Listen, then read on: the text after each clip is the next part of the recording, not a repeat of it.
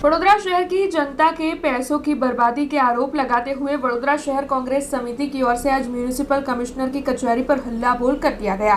दरअसल वडोदरा शहर कांग्रेस प्रमुख ऋत्विज जोशी के साथ विपक्षी नेता चंद्रकांत श्रीवास्तव और साथ ही कांग्रेस के अन्य अग्रणी और कॉरपोरेटरों के साथ बड़ी तादाद में कार्यकर हाथ में पोस्टर बैनर लिए हुए मेयर और भारतीय जनता पार्टी के खिलाफ हाय हाय के नारे लगाते हुए म्यूनिसिपल कमिश्नर अरुण महेश बाबू के पास पहुंचे थे। म्यूनिसिपल कमिश्नर अरुण महेश बाबू को विभिन्न मुद्दों को लेकर उनकी ओर से पेशकश की गई और साथ ही जमकर विरोध जताते हुए आवेदन पत्र देते हुए इस मामले में सख्त कदम उठाने की मांग भी वडोदरा शहर कांग्रेस समिति की ओर से इस दौरान साझा की गई।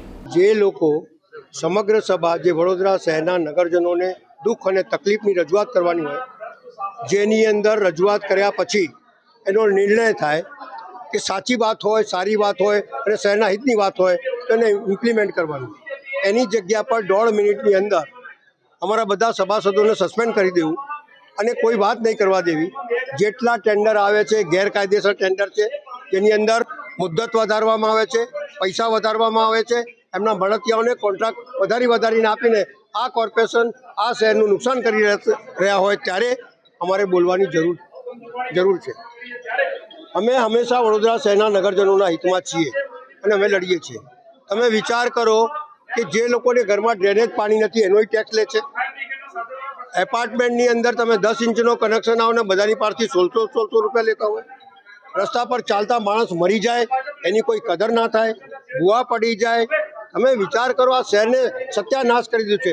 એક મોટી ઝાંખીઓ બતાડી, મોટા કાળા ચશ્મા બતાડી અને આ શહેરને લૂંટી રહ્યા હોય ત્યારે કોંગ્રેસ પાર્ટીએ બોલવાની ફરજ છે। અમે વખત આવતે લોકોની વચ્ચે જઈશું, લોકોને બતાડીશું કે કોંગ્રેસે શું આપ્યું છે અને શું નથી આપ્યું। તમે વિચાર કરો, 180 રૂપિયામાં 2 ટાઈમ પાણી અને 3 માળ સુધી અને આ 1216 રૂપિયામાં ખાડામાં લોકો પાણી ભરતા હોય અને ડ્રેનેજનું પાણી પીતા હોય ત્યારે બોલવાની જરૂર હોય છે।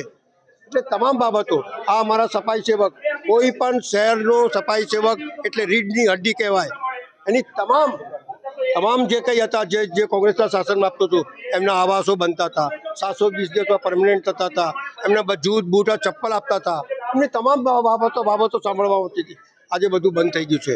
એટલે કોન્ટ્રાક્ટ પદ્ધતિ કરીને આ શહેરના યુવાનોનું જે રોજીરોટી છીનવાની જે પ્રયત્ન કર્યા છે એની સામે કોંગ્રેસ પાર્ટી બોલવા માટે નહીં, લડવા માટે તૈયાર છે। અને અમારી સરકાર આવશે તો આ તમામ હકો લોકોના જે હકો છે લોકો સુધી પહોંચાડીશું એ અમારો વાયદો છે। हमसे जुड़े रहने के लिए हमारे YouTube चैनल को सब्सक्राइब करें और नई वीडियो की नोटिफिकेशन के लिए बेल आइकॉन को दबाएं।